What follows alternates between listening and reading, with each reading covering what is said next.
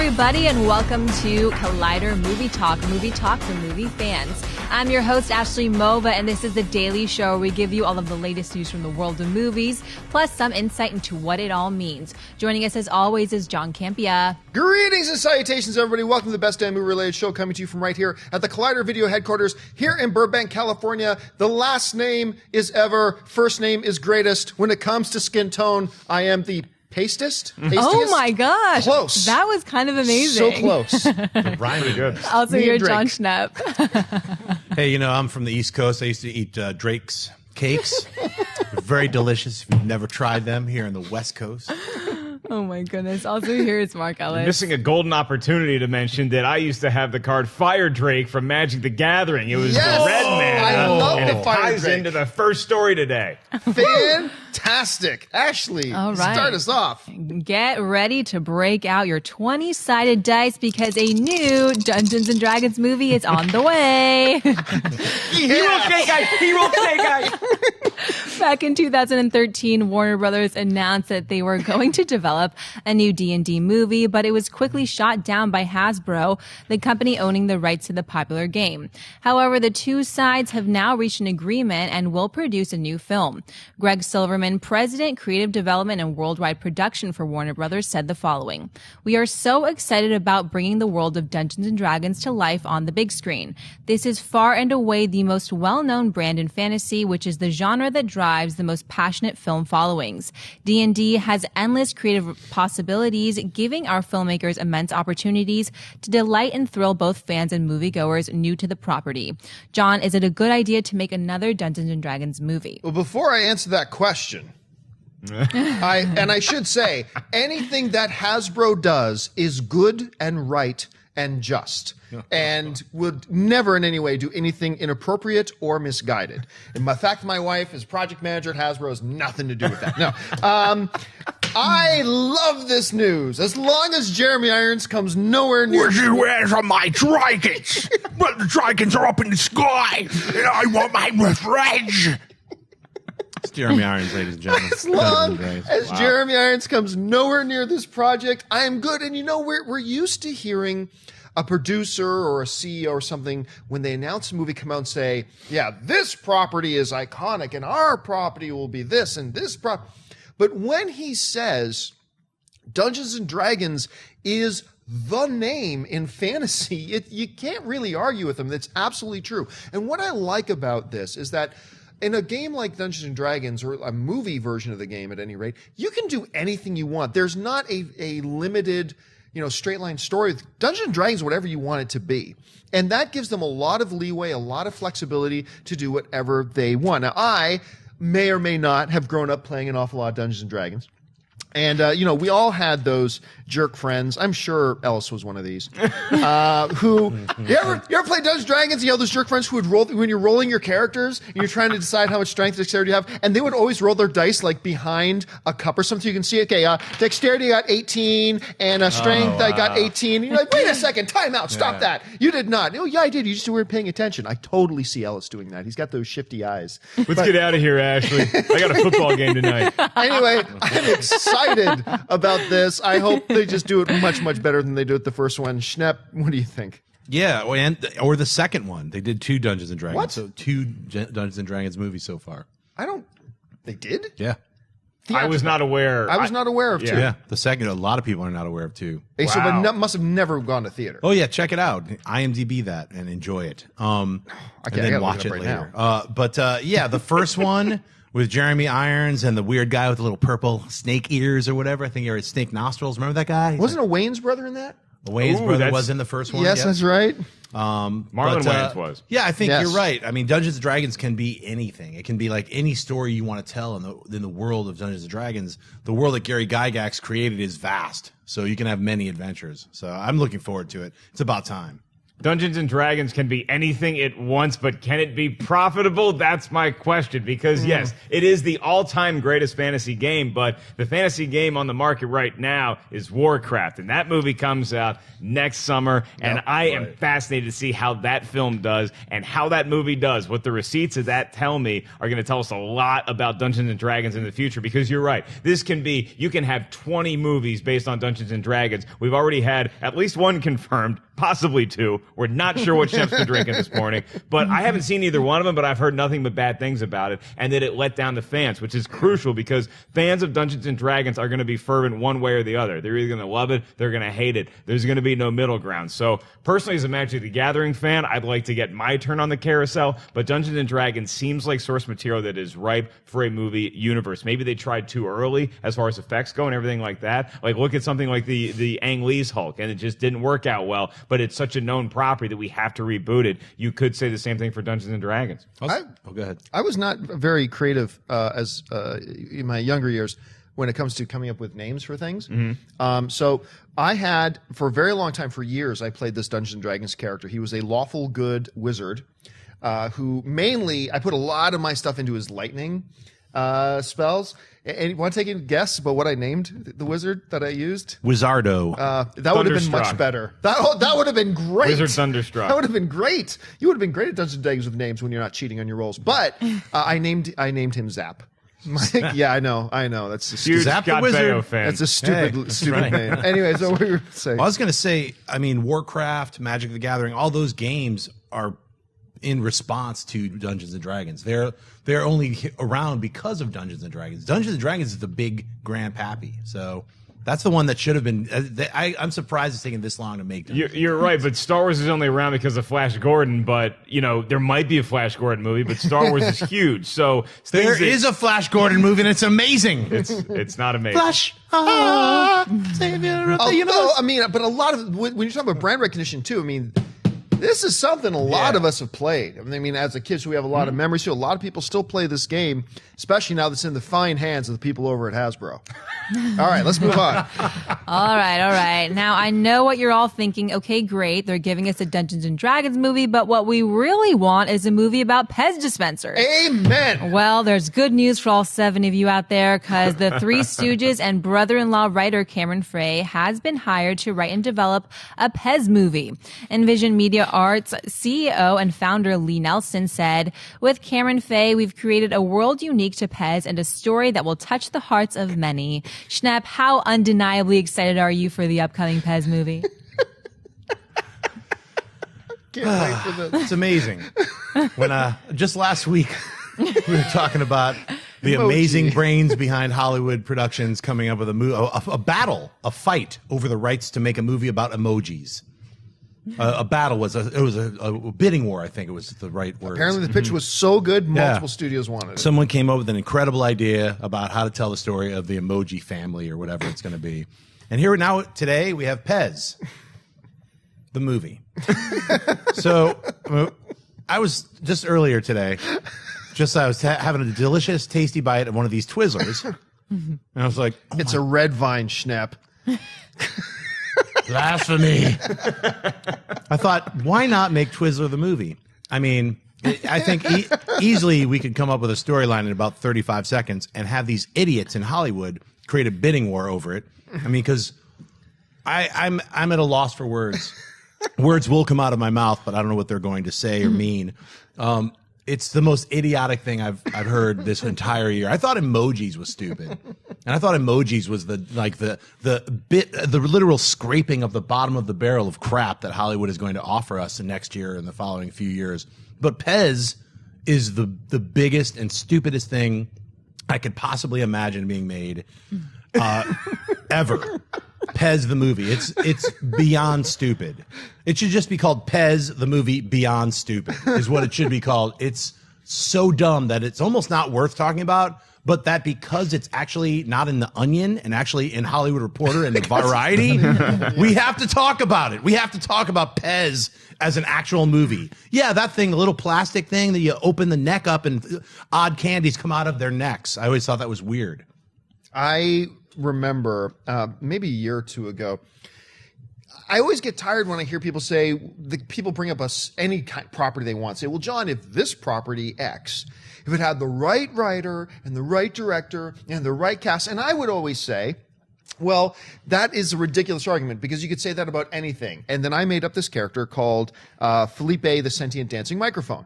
And I said, if you had the right director and the right script and the right actors and the right studio and everything, you could have Felipe, the sentient dancing microphone, solving problems and rescuing dogs. And you could do that. That is a better idea. PEZ is a far worse idea than Felipe, the sentient dancing microphone. Where is my Hollywood bidding war? Where are the studios lining up to give me bags of money for Felipe? PEZ!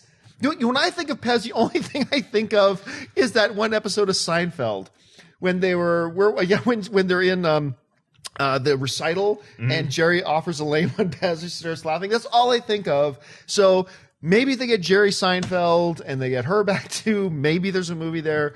This sounds like a joke. It sounds like a joke that a comedian would tell on stage about how low Hollywood has gotten. Like, what's next? A PEZ movie? Ha ha ha. No, it's real. Real. Mark. I'm in a bind here, guys. Because, first of all, fun fact about Felipe, the sentient dancing microphone, Zap the Wizard brought him to life. So you can write that into the backstory of your movie in the prequel. This is tough for me because I did defend the fact that there's an emoji movie coming out because I was like, hey, look what they did with Lego. Look at what they do with these other properties, and they have all these emotions. Inside Out is about emotion, so you can have something based on this.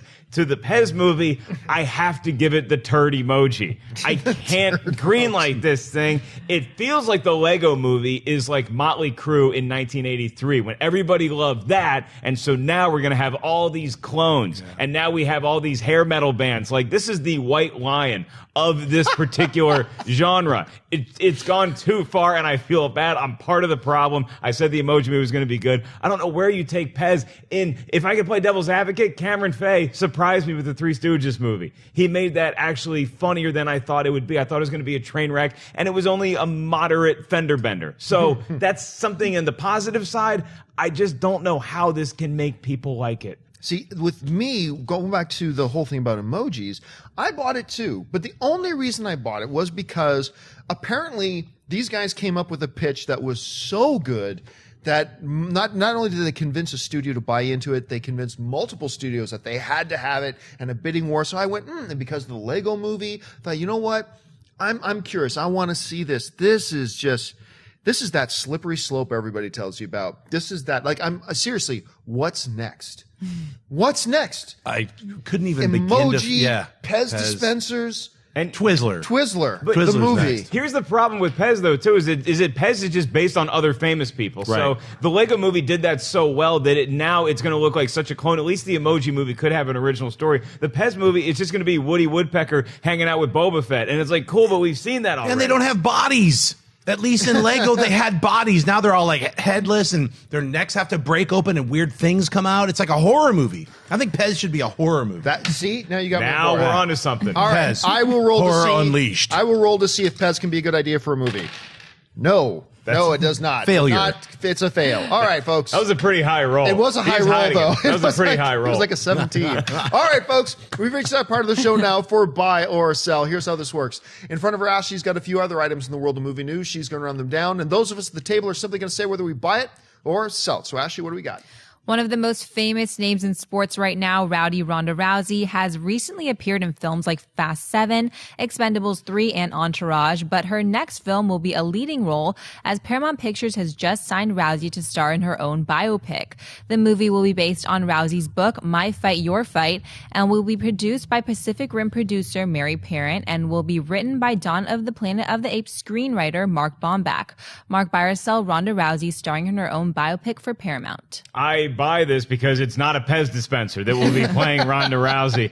I do buy this, and I'm not a fan of Ronda Rousey's acting work at all. She's an incredible fight. She's one of the most entertaining forces on the planet right now in the sports world, and I think that this is the right play for her as an actress because it's going to be a litmus test right off the bat as to whether she has any future in Hollywood movies, because I didn't like her in Entourage. I didn't like her in Expendables 3. Sorry, please don't beat the crap out of me. But if you're starring in your own story, that's been proven in the past. pass to say, look, if you can act in this, like Howard Stern is not an actor at all, but he was great in Private Parts. Eminem has a career in acting somewhat, but it's because he was great in 8 Mile. So she's great in this. Maybe she has a future in acting. If not, I don't think that we'll ever see her in a movie again. It's an interesting story. Her biological mother was a fighter. Her biological father killed himself. She chose fighting because she didn't want to go into a normal lifestyle. And I think it's something that could be told on screen in a very engaging way. And when you think about it, like, who else would you have play Ronda Rousey right now? Is Meryl Streep going to play Ronda Rousey?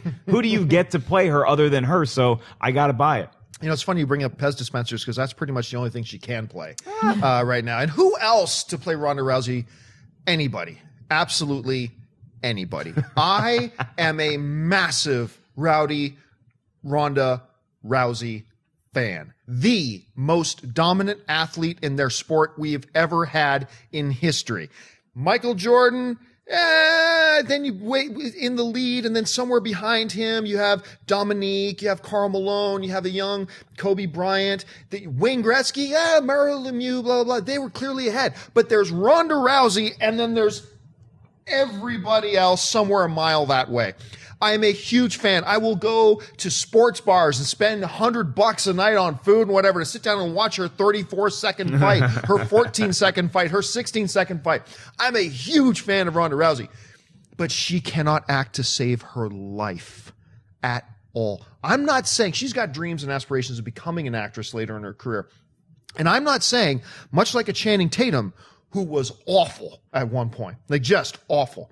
I'm not saying she can't become a good actress somewhere down the line when she's not training 7 days a week and she can dedicate time to just becoming an actress. I'm not saying she can't do that later, but as of right now, she's terrible.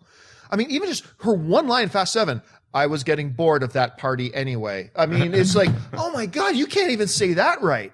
I mean, right now is not the time for her to be starring in anything, even if it's her playing herself. Although I will say this. Being herself in Entourage, I found mildly amusing and entertaining. I didn't mind her. I know you didn't like her in Entourage. It was the closest thing that we have to any sort of ability as far as having a presence on screen. So that's, a figure. If she was going to be in a movie, this would be the one to do. Now, of course, granted, if she comes in the room right now, says, John, do you think it's a good idea for me to star in my own movie? I'm like, you're damn right. I will fund this movie myself. Yes, Ms. Please don't put me in an armbar. Please don't snap me in half. I'm going to try to summon a dragon and see if I can take her on. Let me roll to see if I can punch you. Nope, I failed. Okay. My charisma's down. My charisma's down. I am a chaotic neutral on this. I think it's a good idea. I'm going to buy it because if she's going to portray anyone in the next few years, she should be portraying herself because she knows herself at the very least. I think that's a great role to play, is herself, and she'll get acting chops by coaches and other people, writers and directors who are helping her to play herself. I think it's kind of a win-win scenario as far as the other films that she's been in. She needs some help. I'm sure she's going to get some coaching. So if she's going to be in any film right off the bat, off of like her, building, celebrityism, she should do this kind of a auto-bio type picture. I think it makes sense. So I think you're absolutely right. If she's going to lead any film right now, a film where she's playing herself makes sense, but she shouldn't be leading any film right now. And that's just my opinion. I hope, because I'm such a big fan of hers, that she proves me dead wrong. All right, what's next? Total Film Magazine is reporting that director Ridley Scott will begin production on Prometheus II in January. The original 2012 Prometheus film had a respectable 73% critic rating and 69% audience rating while pulling in nearly $400 million at the worldwide box office, making it the most successful film in the Aliens franchise. Scott, however, is being very clear that we will not see the classic xenomorphs in this story. Michael Fassbender and Noomi Rapace are expected to return for the sequel. John Byers sell Ridley Scott moving forward with Prometheus 2. This is 3 in a row now. Sell. I sell this. I really did think the last Prometheus film was awful. I know a lot of people really, really like the film, and that's great. I mean, that's the power of subjectivity in film. For me, it was just visually beautiful. Like, it was visually gorgeous to look at and stuff like that. And they had some very cool ideas. The setup of the film was really nice. The engineers are a cool thing in there as well. But I thought it was just, it was like a 4-year-old tromping through a mud puddle. That's what the movie felt like to me. I was not entertained by it at all. And, I think they made a mistake initially by trying to separate themselves from the Alien franchise, and then they realized that like 2 weeks before the movie out, and then they started putting in Alien references in their marketing, but it was too late. That movie made $400 million, probably should have made $600 or $700 million, but I digress. I just cannot be enthusiastic about this movie at all. So for me right now, it's going to be a sell. Schnepp? I enthusiastically buy it because I am one of those few thousand or million people who loved Prometheus. I like what you did there. And, I'm not alone. I'm not in the majority on this, but I'm just saying, I thought with the problems that Prometheus had, and actually the graphic that you have is missing an E. It's Prometheus. It should have an E in there. I don't know why the graphic says Prometheus too. Anyway, it's Prometheus. As in the Greek guy who would get, messed up every day, wake up with a brand new stomach and just get it picked away. Is that the talking microphone guy? It is. It's Flappy, the evil stomach eating bird who would attack Zap the wizard on occasions.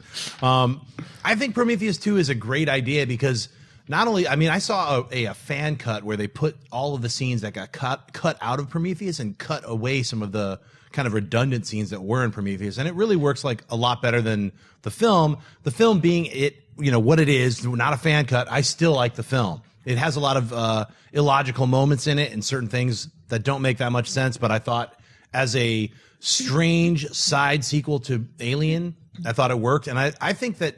Even though Ridley's saying you won't see any xenomorphs in Prometheus 2, I think you will. It's the same kind of thing where he said, it has nothing to do with Alien, and then it actually does have a lot to do with Alien. So Yeah, this would have been a huge buy for me if I didn't read the Xenomorph comment. I'm still going to buy it because I just think that there's so much in this world that you can explore. I liked the first Prometheus a lot, and I feel the same way about Prometheus as I do about a movie I know that John loves, Man of Steel, where it had more promise than it actually showed up on screen. But there's so much you can do here. The engineers, as soon as I saw them on screen, I was like, yeah, we need more stories about these guys. And Ridley Scott clearly feels passionate about this. As long as you can improve the story from what it was in the first one and make it a little more exciting and believable. Scientists should not be sleeping together in outer space. You do not get in a spaceship and have sex. That is a no-no to all Earthlings out there. As long as we rectify those kind of problems, I think Prometheus 2 could be great.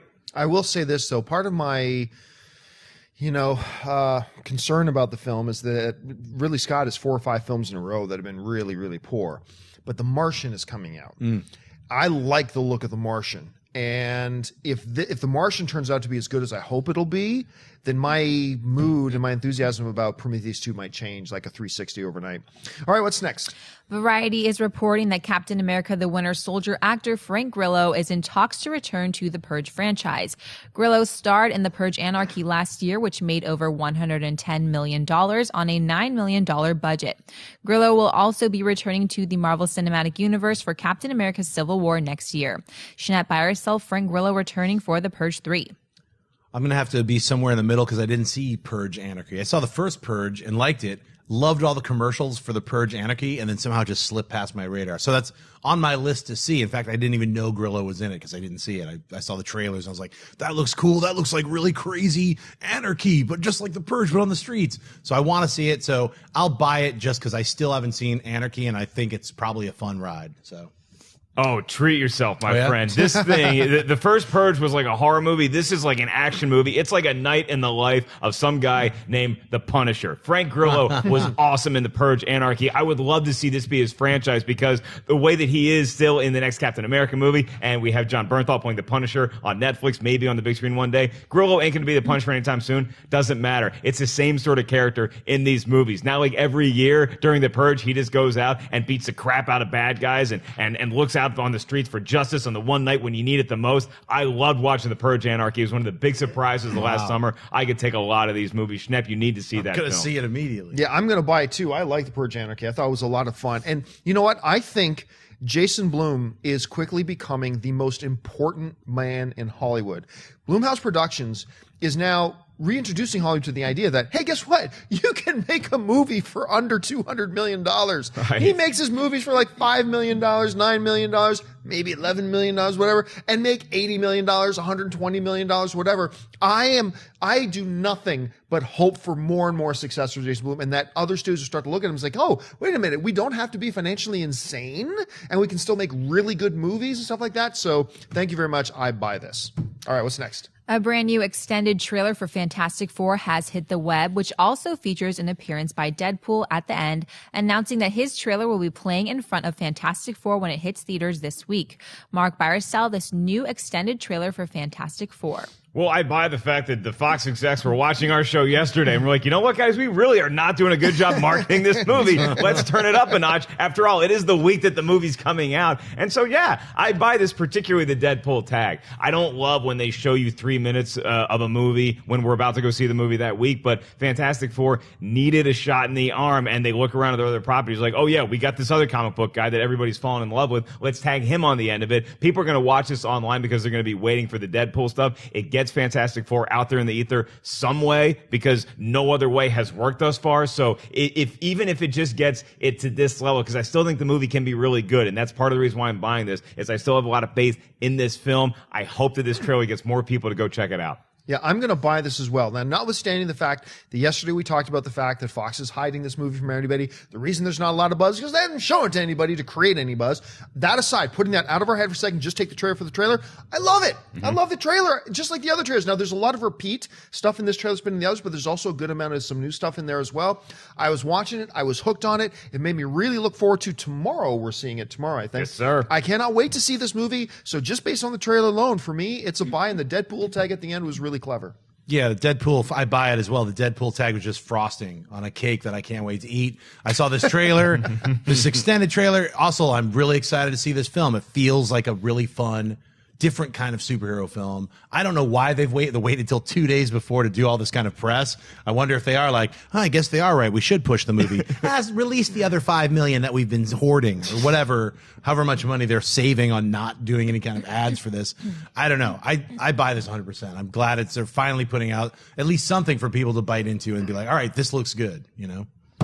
All right, folks, well, listen, it's Tuesday. That means we're going to highlight a couple of the films opening this week, brought to you by our friends at AMC Theaters. 4 films getting wide release. We're going to talk about 2 of them today.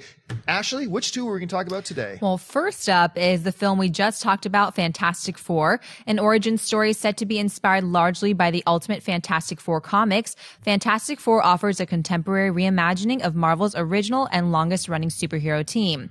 The story centers on 4 young outsiders who teleport to an alternate and dangerous universe, which alters their physical form in shocking ways. Their lives irrevocably appended, the team must learn to harness their daunting new abilities and work together to save Earth from former friend turned enemy. Also opening this weekend is the new film The Gift, when married couple Simon, played by Jason Bateman, and Robin, played by Rebecca Hall, unexpectedly encounter Gordo, Joel Edgerton, who also directs the film, an acquaintance from Simon's past. Little do they know that their perfect lives will be thrown into a terrifying tailspin.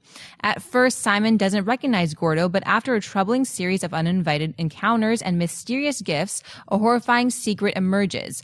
As Robin learns what really happened between Simon and Gordo, she begins to question how well she knows her spouse. John, what are you expecting from these films? Well, with Fantastic Four, like we've been talking about, I don't know what to expect anymore. The fact that Fox is hiding the things makes me feel really negative. The fact that I love the trailers and the filmmakers involved, very excited. So I don't know what to expect. All I do know is that I cannot wait to finally see this thing. We've been talking about it for so long. I'm going to be there. So yeah, what is really surprising to me right now is The Gift. Now, The Gift is one they started doing a little bit of, ground buzz marketing with like 4 months ago. And I'll be honest with you, the trailers did not appeal to me. It looked like a kind of throwaway early 90s thriller kind of stuff. It didn't look all that appealing to me. And then all of a sudden, a number of friends of mine, colleagues who work in our industry that I respect a lot, were going to see some early screenings of it, and they all came back losing their minds over it. They're all saying, this movie is freaking unbelievable. I'm like, really? The Gift? Right now, I'm just looking it up right now. Rotten Tomatoes, right now, it has a 92%. Wow. On Rotten Tomatoes right now. So, and look, I love Joel Edgerton, and I can't remember if this is his first movie that he's directed, but the fact that he's directing it really, I love Jason Bateman. I think he's great. I am all of a sudden went from, yeah, I don't even think I'm going to see this movie, to holy crap, I can't wait to see The Gift because everybody's losing their minds about it, so I'm excited about it. Anyway, what's standing out to you? I'm seeing The Gift tonight, and the trailer even got me. I like seeing these movies in the summer when you're inundated with these huge blockbusters, and I love seeing dinosaurs and I love seeing superheroes, but then you get smaller movies like this and it just kind of creeps you out. I like that feeling. I'm a huge horror fan, and when you have a psychological thriller like this, you want to see what happens, particularly to Rebecca Hall's character, because we know we're going to find something out about Jason Bateman we don't like, and then this Gordo guy shows up who probably is one of those guys that cheated on his dice rolls when he was playing D&D in high school. I can't wait to see the awkward interaction between that and just shove popcorn in my face. So I'm looking forward to The Gift. Can't wait to check it out tonight. Fantastic Four. We talked about this ad nauseum. We're the only ones that are talking about Fantastic Four. I'm looking forward to seeing it. The teaser got me. That was 1 minute of footage. Then the normal trailer got me. That was 2 minutes of footage. The one that we saw today, that was 3 minutes of footage. You're on a roll, Fantastic Four. Now we got the 2-hour litmus test. And again, I'm an eternal optimist. I think the Redskins are going to win the Super Bowl every year. I think I'm going to win at the blackjack table every time I step up. And I think superhero movies are going to be good. Let's do it. Yeah, well, the one that sticks out for me is Fantastic Four. That's what was my first comic that I loved as a kid. I've always wanted every Fantastic Four movie to be good, including the Roger Corman one that you can see on YouTube, or you can buy a burned DVD at a Comic-Con. The other two movies that Tim Story did, they just weren't my Fantastic Four. Let's just leave it at that. I'm looking forward to this. Even though this isn't my Fantastic Four, this is the Ultimate's Fantastic Four. This has the core idea of what the Fantastic Four is. They're monsters. They're creatures. That's what they are. It's a monster movie. So it's a horror film, sci-fi film. So everything about the trailers has got me interested in it. So that's the film I'm looking forward to most. I'm hoping it's different. So. All right, folks, we've reached that part of the show now for Mailbag. Listen, if you've got a topic or a question you'd like us to address in the show, just email it in anytime to collidervideo@gmail.com. Every day we try to take 1 or 2 questions. So, Ashley, what do we got? Aiden Norris writes, "What's up, Collider?" On a previous Mailbag, John was talking about Mike Myers and how we need him back in the comedy genre. I then took to his IMDb page and saw that an Austin Powers 4 is in the works. I was wondering if you could tell me whether this is a complete rumor or if it is really in development. Thanks. It is a complete rumor at this point. But the last real word on this was about, I think, in March or April. Mike Myers did an interview with GQ magazine, and they kind of brought up and said, hey, would you be open to going back to either like a Wayne's World or back to Austin Powers? And he said, yeah, I'd be open to it if it's right, and if that kind of stuff is right. So at this point, no, I don't think an Austin Powers 4 is in development, even though it's on IMDb. But I keep trying to tell everybody, like, IMDb is a great source for some information, but don't ever consider it authoritative. I really want an Austin Powers 4. I liked all the Austin Powers movies, even the last one. I get a big kick out of them. But even if not Austin Powers 4, I want to see Mike Myers doing comedy again. His film, So I Married an Axe Murderer, is one of just my absolute. There are very few movies that I just think about it and I just feel so happy just thinking about that. I just really want him back. I know he got really stung by The Love Guru, and that hurt him a lot in the reaction to it. But he's been kind of dipping his toe back in, doing some directing. He had that one documentary that he did, the Mensch, or this whatever it's called, Super Mensch, about Chef Gordon. Yeah. Yes, thank you. So I'm hoping he's just about ready now to step back in and get back into it, because we need him. I really do. I think we need him. Anyway, Shep, would you be open to an Austin Powers 4, or what do you think about Mike Myers? I would love to see him go back to that character. I think he was shining so bright when he did Austin Powers 2, even Goldmember, I think the third one. I thought I liked all of them. And I think that his humor was really like perfect for that, as well as Wayne's World. He's a very funny guy. I think, failure can hurt, and The Love Guru was a failure on a lot of fronts.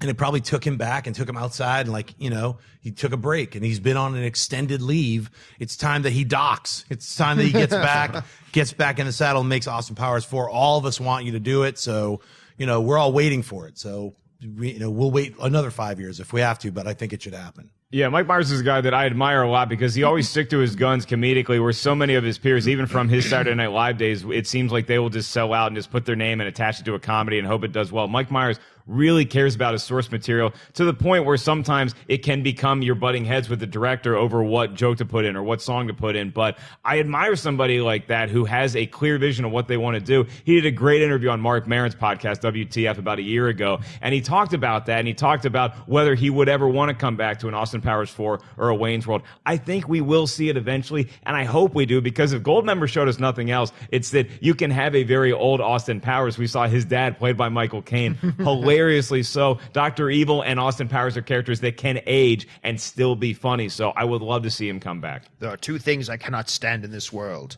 those who are intolerant of other people's cultures and the Dutch. That was a great line in that movie. All right, folks, that'll do it for us for this installment of Collider Movie Talk. Thank you so much for joining us. Listen, don't forget, there are great movies playing at our friends over at AMC Theaters right now. Just head on over to www.amctheaters.com for all of your theater, showtime, and movie ticket information. If you want an audio-only version of this episode, for a limited time, we're putting all of our podcasts out there again, so just look in the description of this video, and you'll find a link to our podcast feed. And listen, guys, don't forget, make sure you bookmark Collider.com if you want to stay up to date on all the news and entertainment, breaking minute by minute. Frosty and his crack team of writers over there doing a fantastic job. Bookmark Collider.com. And make sure you subscribe to this YouTube channel. Stay up to date on everything going on in the world of Collider Video. I want to thank, first of all, the guys sitting at the table with me. Sitting over here, Mr. Jon Schnepp. Schnepp, where can people find you online? You guys can find me at Twizzler.com. I'm working on my brand new Twizzler movie. I might change it to Red Vines. It might be a bidding war. We don't know. You can find me on Twitter and Instagram at Jon Schnepp and at TDOSLWH. You can also find my documentary, The Death of Superman Lives, What Happened, at www.tdoslwh.com. Please buy a digital download or a Blu-ray. That helps me get out of debt. Thanks. And, of course, sitting over here, Mr. Mark Ellis. Mark, where can people find you? At 5150 Ellis on Twitter and Instagram. I'll let you know what I thought of Fantastic Four when I see it tomorrow morning. Tonight I'm at the Comedy Store in Hollywood. Tomorrow night, the Improv in Hollywood. Come enjoy some yucks. And, of course, our lovely host today, Miss Ashley Mova. Ashley, where can people find you? On Twitter and on Instagram at Ashley Mova. Happy Tuesday, guys. And, the roll tells me that you can find me. That was terrible. You can find me and follow me on Facebook. It was awesome. Do it again. Do it again. No charisma points. Just follow me at Jon Campea. Thanks a lot for joining us, guys. My name is Jon Campea for Collider Video, and until next time, bye-bye.